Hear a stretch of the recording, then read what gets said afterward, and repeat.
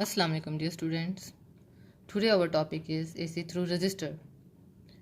अब तक जो हमने पढ़ा, हमने बैटरी को यूज़ किया रजिस्टर के अक्रॉस और उसमें हमने स्टडी करंट को स्टडी किया. यहाँ पर in addition to register two new circuit elements inductor and capacitor become more important. जो आज हमने पढ़ना है वो AC थ्रू रजिस्टर को स्टडी करना है. इसके लिए हम क्या करेंगे, डायग्राम को ड्रॉ करते हैं. ऑल्टरनेटिंग वोल्टेज सोर्स उसके साथ कनेक्ट करते हैं रजिस्टर को. Register R. अब जो करंट की डायरेक्शन है वो क्लॉकवाइज और anti clockwise according to the frequency which is 50 hertz in Pakistan. यहाँ पर हम यूज़ करेंगे two equations. V is equal to V not sine omega T, जैसा कि हम ऑलरेडी इसको ड्राइव कर चुके हैं. और करंट की जो इक्वेशन है I is equal to I not sine omega T.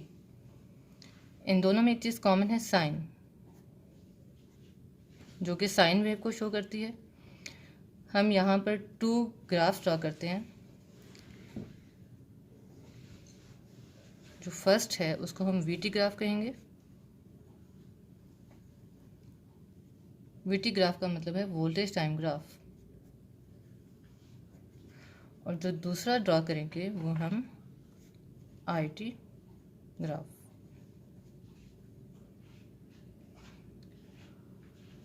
Current time graph. अब ये साइन वेव है तो यहाँ पर हम साइन वेव इस तरीके से ड्रॉ करते हैं. यहाँ पर भी साइन वेव को ड्रॉ करेंगे.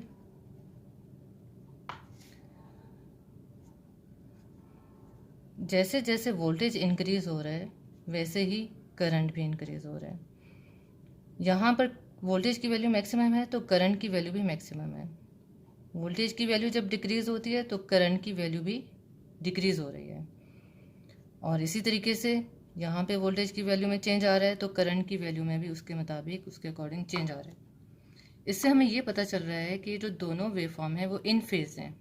इन फेज का मतलब ये है कि कोई भी वेव ना ही तो लीड कर रही है और ना ही लैग कर रही है. इन फेज हैं. उन दोनों के दरमियान जो एंगल है वो ज़ीरो है. Theta is equal to zero.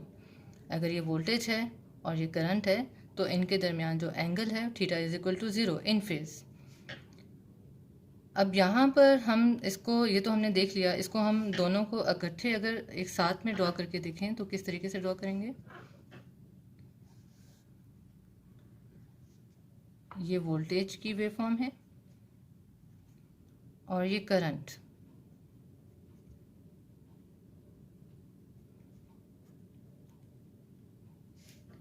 जैसा कि आपको पता चल रहा है कि दोनों इन फेज हैं. इनमें फेज एंगल का जो डिफरेंस है वो ज़ीरो है. अब नेक्स्ट जो हमने देखना है वो power dissipation. What is power dissipation? Dissipation का मतलब होता है लॉस ऑफ एनर्जी. एनर्जी में लॉस. एनर्जी में लॉस कैसे आता है? यहाँ पर मैं आपको पहले बता दूं कि जो लॉस ऑफ एनर्जी है वो मैक्सिमम है. लॉस ऑफ एनर्जी कैसे आता है?